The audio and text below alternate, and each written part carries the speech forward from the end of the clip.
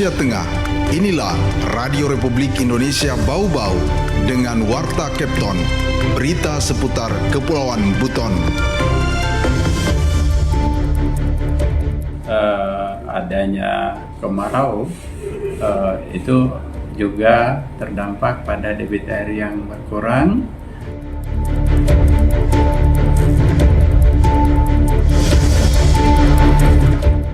Kalau progres pengukuran alhamdulillah sudah cukup targetnya, bahkan lebih.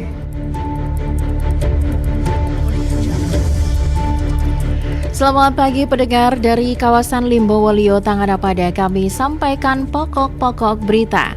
Memasuki musim kemarau berdampak pada pelayanan air bersih di Kota Bau-Bau. Kantor Pertanahan Kota Bau-Bau bekerja cepat menyelesaikan program PTSL 2025. Inilah Warta Kepton pagi selengkapnya hari ini, Rabu 1 Oktober 2025 bersama saya Siti Nur Hardianti.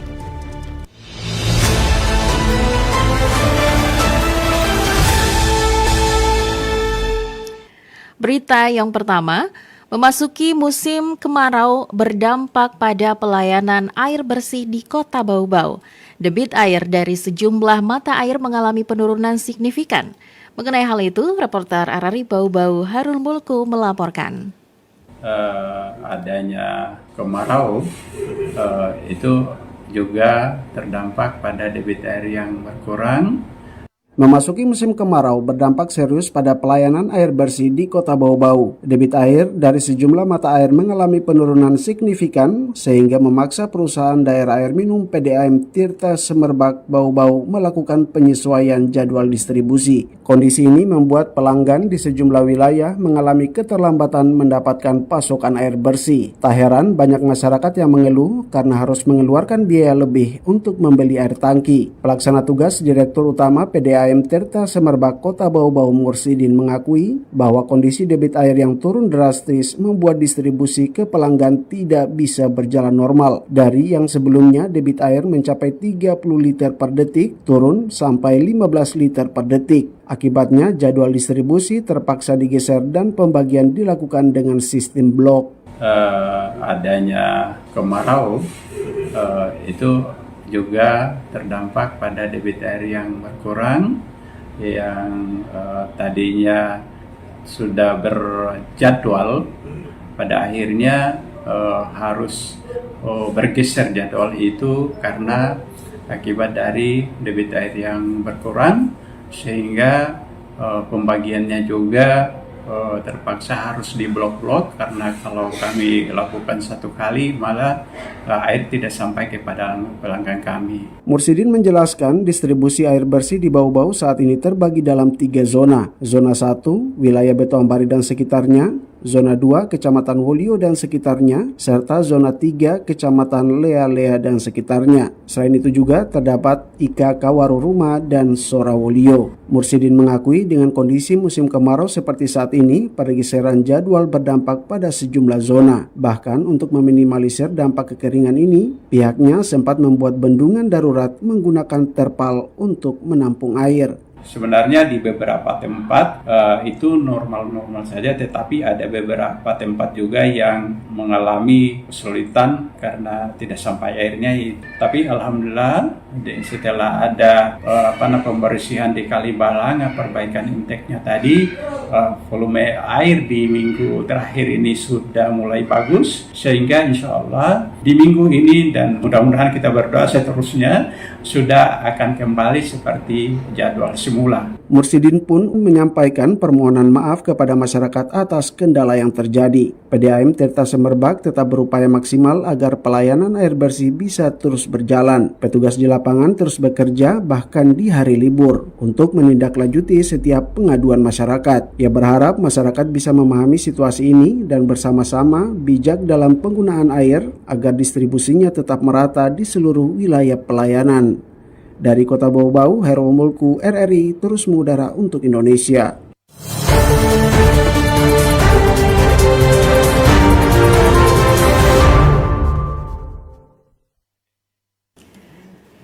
Pendengar, kita beralih ke informasi lainnya. Kantor Pertanahan Kota Bau-Bau bekerja cepat menyelesaikan program PTSL 2025. Bahkan target tambahan pengukuran 300 bidang tanah sudah terlampaui. Informasi terkait hal itu dilaporkan Afriansyah. Kalau progres pengukuran alhamdulillah sudah cukup targetnya, bahkan lebih. Kantor Pertanahan Kanta Kota Bau-Bau menunjukkan kinerja cepat dalam menyelesaikan program pendaftaran tanah sistematis lengkap PTSL 2025. Bahkan target tambahan pengukuran untuk PTSL 2025 sebanyak 300 bidang tanah sudah terlampaui. Kepala Seksi Survei dan Pemetaan Kanta Bau-Bau, Laude Sarvin mengungkapkan bahwa progres pengukuran tanah sudah mencapai angka 339 bidang. Angka ini melebihi target yang ditetapkan. Kalau progres pengukuran alhamdulillah sudah cukup targetnya, bahkan lebih.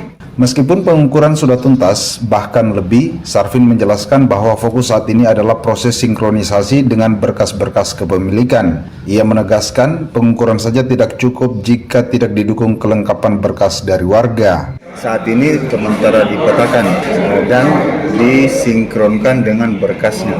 Walaupun sudah diukur sebenarnya, tapi kalau tidak ada berkasnya kan tidak mungkin lanjut. Jadi itu yang sementara disinkronisasi, baik kelengkapan berkas, karena ada juga berkas ada tetapi belum diukur. Nah, jadi itu ya kita tangguhkan dulu. Kami selesaikan yang sudah diukur dulu. Yang mana berkasnya kalau lengkap, baru kami input di dashboard.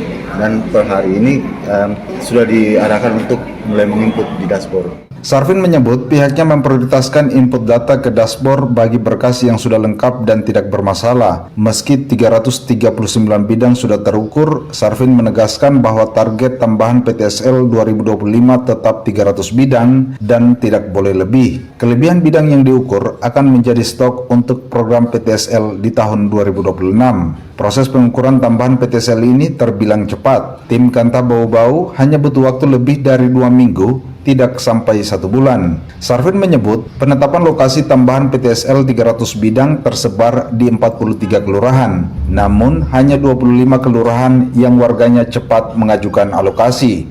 Adapun sebaran terbanyak dari 300 bidang yang rampung diukur ini yakni Kelurahan Lipu 47 bidang, Palabusa 43 bidang, Kaisabu Baru 43 bidang, Kadolokatapi 41 bidang, sementara sisanya tersebar di beberapa kelurahan lain. Reporter RRI Bau-Bau, Afriansyah melaporkan. Anda sedang mendengarkan Warta Kepton, berita seputar Kepulauan Buton.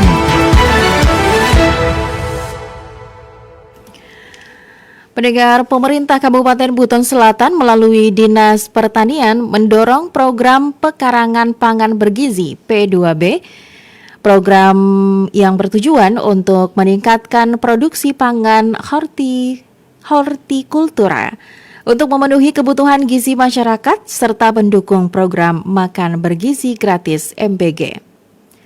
Kadis Pertanian Buton Selatan LM Idris menyebutkan tahun ini program tersebut menyasar 35 kelompok tani di wilayah Kabupaten Buton Selatan. Sebagai bentuk dukungan, Pemkab menyalurkan bantuan berupa 450 bibit cabai rawit dan cabai keriting dalam polybag, 60 bibit pisang serta benih sayuran seperti tomat, kangkung, kacang panjang, buncis, caisim, dan sarana pengendalian organisme pengganggu tanaman OPT termasuk pupuk, KNO2, KNO3, dan NPK. Bantuan ini diharapkan dapat dimanfaatkan secara optimal oleh kelompok tani maupun kelompok wanita tani. Melalui program ini, pemerintah Kabupaten Buton Selatan berharap peran aktif petani dan masyarakat semakin meningkat dalam menjaga ketahanan pangan daerah, sekaligus memperkuat komitmen pemerintah dalam menjaga stabilitas pangan dan gizi masyarakat.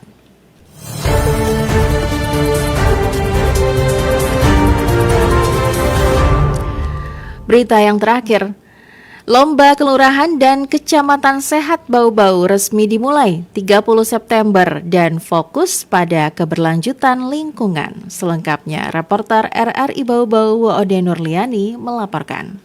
Lomba Kelurahan dan Kecamatan Sehat tingkat Kota Bau-Bau resmi dimulai. Lomba ini akan berlangsung selama 2 hari, yakni 30 September hingga 1 Oktober 2025. Penilaian lomba melibatkan unsur tim pembina Kota Sehat yang terdiri dari Bapeda dan Dinas Kesehatan, organisasi perangkat daerah, Forum Kota Bau-Bau Sehat, hingga PKK Kota Bau-Bau. Lebih dari 40 orang penilai dibagi dalam 4 tim untuk menilai 8 kecamatan di Kota Bau-Bau. Pada Selasa 30 September, penilaian akan difokuskan di pinggiran Kota Bau-Bau, yakni Kecamatan Lea-Lea, Bungi Kokalukuna, dan Sorawolio. Sementara pada 1 Oktober, giliran Kecamatan Batu Puaro, Murhum Wolio, dan Betuambari yang akan dinilai. Kepala Bapeda Kota Bau-Bau, Dahrul Dahlan, menegaskan agar penilaian dilakukan secara objektif dan tidak hanya bersifat seremonial. Ia menekankan pentingnya keberlanjutan kebersihan lingkungan bukan hanya menjelang lomba. Dahrul juga meminta agar tim penilai disiplin waktu dengan durasi maksimal 45 menit di setiap lokasi, agar proses tidak berlarut hingga malam. Selain itu, ia mengingatkan OPD untuk tidak hanya berfokus pada penilaian, tetapi juga melakukan pembinaan berkelanjutan di kelurahan maupun kecamatan. Seperti yang saya sampaikan tadi, supaya dia bisa berkelanjutan, ya, tidak hanya nanti lomba baru dia bersih, atau nanti lomba baru semuanya mengikuti kriteria yang diberikan, maka nanti ke depan kita buat sistemnya supaya mereka jalan berkesinambungan, ya, sustainable, ya, berkelanjutan. Jadi tidak lagi menunggu harus nanti lomba kecamatan kelurahan baru kita lakukan. Kemudian, sementara itu, Kepala Bidang P2 Dinas Kesehatan Yuslina yang mewakili Kepala Dinas Kesehatan mengatakan pelaksanaan lomba tersebut merupakan tindak lanjut verifikasi hybrid keikutsertaan Bau-Bau dalam penghargaan Kabupaten Kota Sehat 2025. Di samping itu memaksimalkan potensi SDM, kesejahteraan dan kesehatan masyarakat di seluruh wilayah kelurahan di Kota Bau-Bau. Ia berharap agar penilaian berjalan sesuai dengan rencana yang telah ditentukan sehingga cita-cita Bau-Bau menuju Kota Sehat berkelanjutan dapat terwujud. Namun kita tetap lanjut dalam verifikasi kecamatan dan proyek kelurahan sebagaimana bentuk keberlanjutan dari program ini. Karena sekali lagi tujuan program ini tentunya untuk mengoptimalkan potensi sumber daya yang ada di masing-masing wilayah, dan tentunya juga salah satu tujuannya mengintegrasikan semua program untuk meningkatkan kesejahteraan dan kesehatan di masyarakat. Baik. Selain Kota Bau-Bau, Kota Kendari dan Kabupaten Kolaka Utara menjadi 3 kabupaten kota di Sulawesi Tenggara yang masuk nominasi penerimaan penghargaan Kota Sehat atau KKS 2025. Bau-Bau menjadi salah satu dari 64 daerah yang mengusulkan penghargaan Swasti Sabawistara untuk penghargaan Kabupaten Kota Sehat tahun 2025. Wade Nurliani, reporteri Bau-Bau, melaporkan.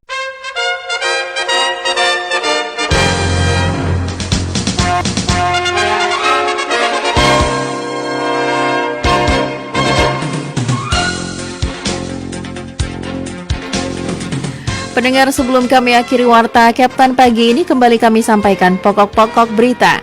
Memasuki musim kemarau berdampak pada pelayanan air bersih di Kota Bau-Bau. Debit air dari sejumlah mata air mengalami penurunan signifikan.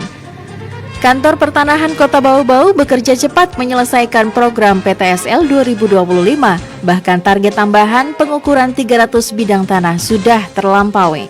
Demikian warta Keponteton hari ini. Mewakili kerabat kerja bertugas, kami ucapkan terima kasih untuk perhatian Anda. Terima kasih, dan RRI terus mengudara untuk Indonesia.